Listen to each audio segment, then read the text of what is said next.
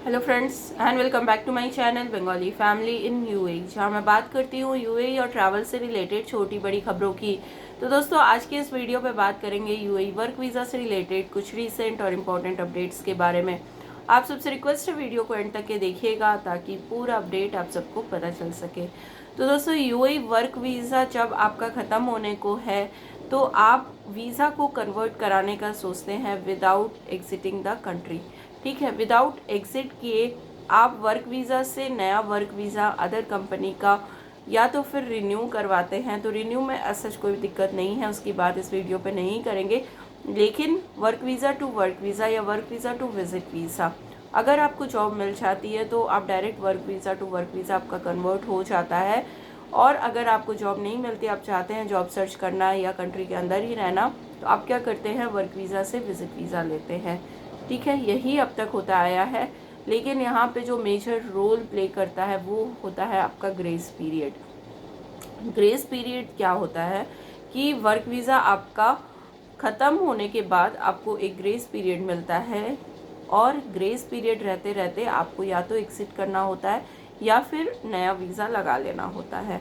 ये grace period में सारे लोग कंफ्यूज रहते हैं और उसके कारण देखा गया है पिछले महीने में 1000 से भी ज़्यादा वर्कर्स को फ़ाइन पे करना पड़ा है, क्योंकि उन्हें अपना ग्रेस पीरियड नहीं पता है। रिसेंटली एक डेटा में आया है कि क्यों वर्कर्स को अपना ग्रेस पीरियड पता नहीं होता है। जब आप कॉन्ट्रैक्ट साइन करते हैं तो उसमें आपका ग्रेस पीरियड लिखा होता है, और ये डिफरेंट होता है डिफरेंट प्रोफेशन के लिए। किसी को 30 डेज़ का मिलता है, मिनिमम 30 डेज़ का होता है, 45 डेज़ का होता है, मैक्सिमम 60 डेज़ का होता है।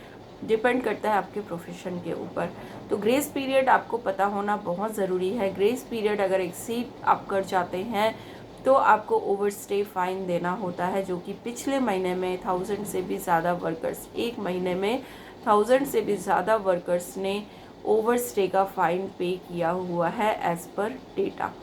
तो ये जो ग्रेस पीरियड आपको मिलता है ये वीज़ा चेंज करने के लिए ही मिलता है, या फिर एग्ज़िट करने के लिए मिलता है, या फिर आपकी कोई यहाँ पे रनिंग मेडिकल कंडीशन है या रनिंग कुछ लोन्स है या फिर अदर कोई काम है तो आप उसको कंप्लीट कर सके और एग्ज़िट कर सके। इसीलिए ग्रेस पीरियड आपको रेसिडेंस वीज़ा के बाद मिलता है। तो आपको ग्रेस पीरियड अपना ध्यान रखना है कि ग्रेस पीरियड कितना आपको मिला हुआ है, उस हिसाब से आप कन्वर्ट करा सकते हैं। अब कन्वर्ट की बात हो गई है तो यहाँ पे भी एक छोटा सा अपडेट आप सबके साथ शेयर कर दूँ कि अगर आप कन्वर्ट कराना चाहते हैं work visa to work visa, तो सिर्फ़ और सिर्फ इस समय इनसाइड द कंट्री जो हो रहा है वो स्किल्ड कैटेगरी का ही हो रहा है, अनस्किल्ड कैटेगरी के नहीं हो रहे हैं। वर्क वीज़ा से आप विज़िट वीज़ा लेना चाहते हैं तो ये जो है पाकिस्तान और बांग्लादेश नेशनलिटी के लिए बहुत कम हो रहा है कि आपको वर्क वीज़ा से विज़िट वीज़ा मिल जाए इनसाइड द कंट्री ही। ठीक है, बहुत कम चांसेस हैं, 10 to 20% चांसेस हैं, बाकी नहीं है। तो ये हो गया वीज़ा कन्वर्शन की बात, ग्रेस पीरियड की बात, जो आप सबको ध्यान रखना है। तो गाइज़, आई होप ये वीडियो आप सबके लिए हेल्पफुल रही होगी। और भी कोई क्वेश्चन हो कमेंट बॉक्स में ज़रूर बताएं। मिलता है नेक्स्ट वीडियो पे एक नई अपडेट के साथ, तब तक के लिए goodbye and take care.